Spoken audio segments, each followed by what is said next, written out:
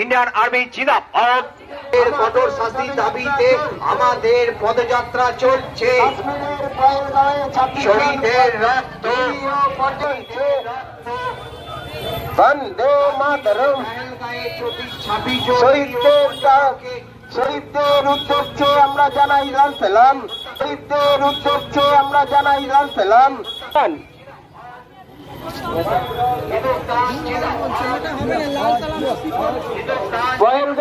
দাদা, আজকে আপনার উদ্যোগে চুঁচুড়া বিধানসভায় ভারতীয় সেনাবাহিনীর জয় নিয়ে আজকে একটা পদযাত্রা ছিল, সেখানে বিভিন্ন রকম স্লোগান শোনা গেল, তার মধ্যে শোনা গেল ভারতীয় সেনাবাহিনীরা লাল সালাম জানাচ্ছে, কি বলবেন?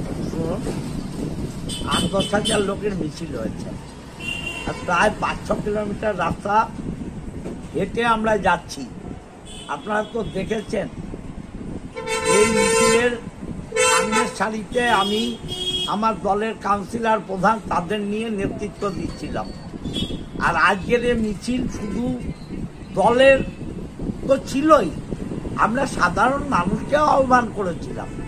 এখন আমাদের মধ্যে যদি সাধারণ মানুষ ঢুকে পড়ে কেউ কোথাও লাল সালাম বলে, বামপন্থী লোকও যদি আমাদের এটাকে সমর্থন করে, তো আনন্দের কথা।